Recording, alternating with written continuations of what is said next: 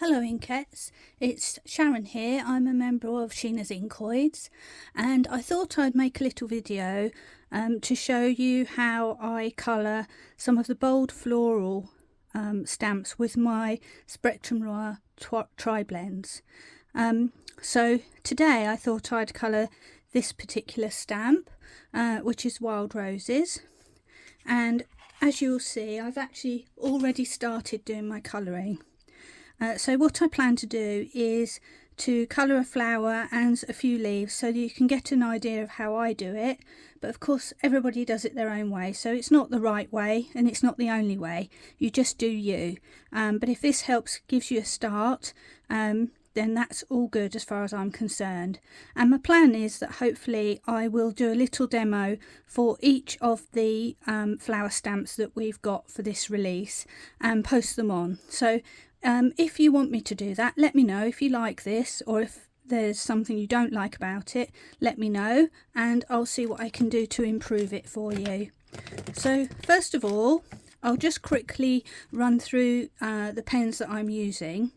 A little story behind this: I'm not a flower person particularly. I like looking at them, but I know nothing about gardening. So most of the time when I colour flowers, I just do them in a colour that I think looks nice. However, on this occasion I decided to look up wild roses to see what colours they came in, and as well as sort of the traditional white and pink that we see most often, certainly here in the UK, they come in reds and corals and all sorts of shades in between. So that led me to choose my coral pen, which I am using for the main flowers, and unusually the corally ones seem to be yellow in the middle. So I've picked my citrus blend pen to colour the centres. The greens are a quite deep green, so I used these two, which are Jade Green Blend and Jade Green Shades. And to make the little stamens in the middle, although in reality they're yellow, they kind of wouldn't really show against the yellow that I've already got there. So I picked Red Brown Blend to colour those stamens, and I'm actually using the mid colour. And finally, just to add a bit of shading in, I have picked Brown Grey Blend. This seems to be my go-to for floral shading, purely because it has a bit of colour to it, whereas the ice grey is a very blue grey, a cold grey, as the name would suggest. So it doesn't always look good against a warmer colour. Okay, so that's sort of how my thought process went. I'm just going to pause and zoom in a bit so that you can get a closer look once we start colouring.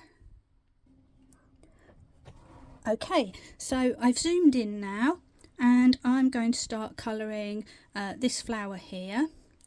I'm using Coral Blend, which is the paler set of shades from the Coral pens. If you want to add some extra depth, there is the Coral Shades as well to add darker, but for me I found this worked well enough for what I needed. So I'm going to start with the lightest shade, and I am going to colour one petal at a time. So let's start with this one here, and I am just going to go in and randomly colour all except part of the middle area, because of course that's going to be yellow. So just a light coating of colour to get some ink on there,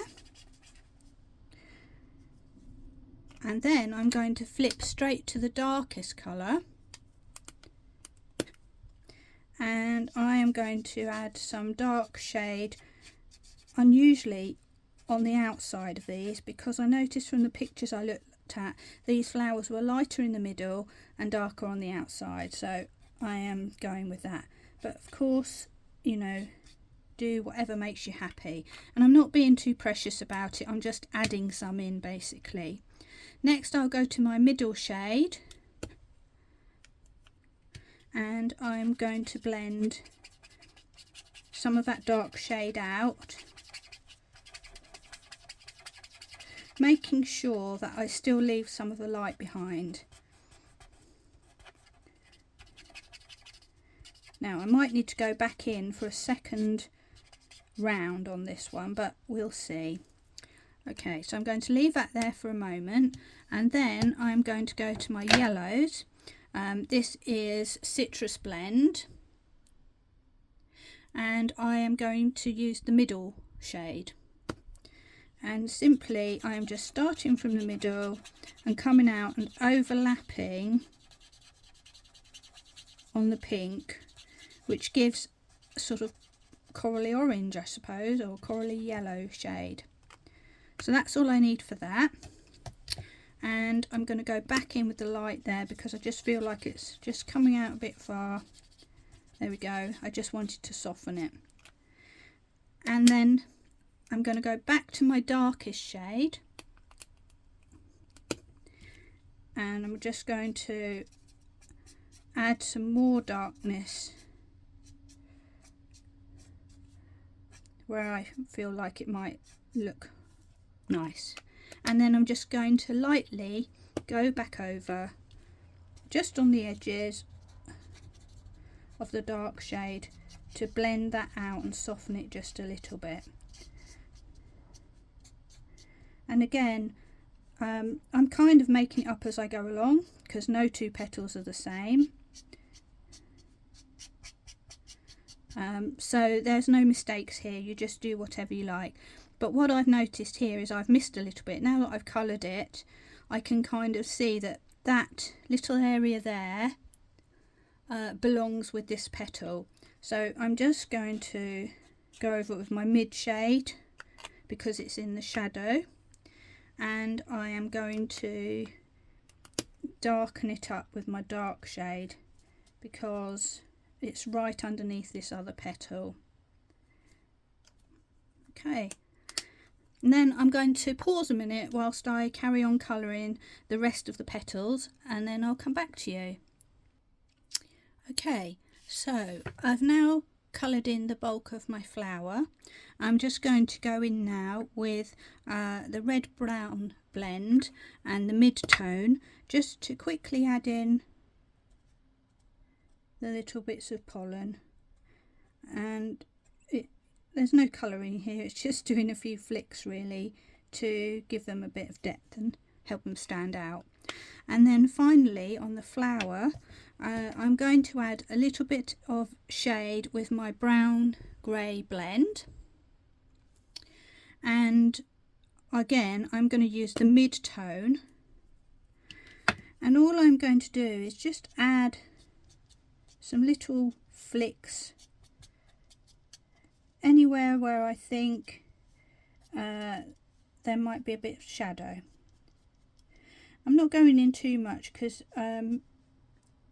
it does tend to blend out the colour underneath a little bit, so I'm just picking little bits to add a bit of shadow. And once that's dried, I might look at that and think, okay, I need to soften those out a bit. For example, this little area here, I'm going to just get my coral blend, get the light colour for a second, and just give that a little scribble over.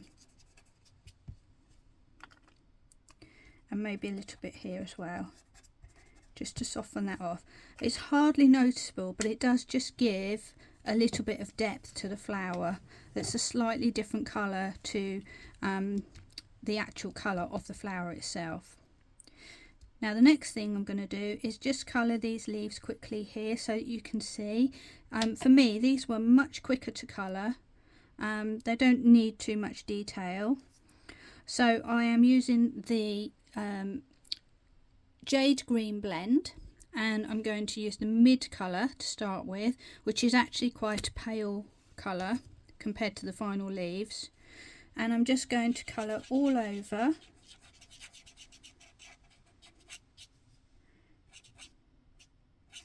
And just get a bit of coverage on there. Now I'm not worried about doing a few of these at a time because I almost want I don't want it to be too blended. I want it to be a bit streaky to show the lines in the leaves and things like that. So I've done 3 in this case, but I might even do all of those up there ordinarily. Now I'm going to go in with the jade green shades. I'm going to go with the lightest one of those, which is JG4, and I'm going to add to the base and pulling out towards where the light is, but still leaving that paler green there so that you can see. Okay, now at this point you can choose to blend a little bit at the edges, or you can just leave it as it is. I'm just going to blend a little tiny bit. There we go. And then I am going to go in with my mid shade on my jade green shades, which is JG5, and I am just going to add a little bit of darkness in what I think to be the darkest areas. And if you really want to add some drama, you could go for the darkest shade, which is JG7, and just really dot that in at the very base of the leaf. And then you can then work backwards through the mid shade, blend a little bit, and then the lightest shade of the shades, blend a little bit more. And the hardest thing is to try and remember to leave a little bit of highlight.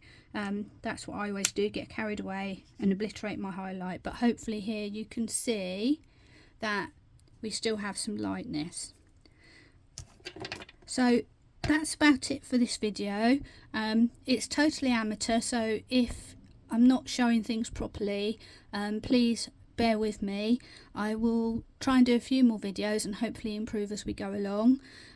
If you would like more videos like this, let me know and I'll see what I can do for you. Thanks everyone for watching, and see you next time. Bye!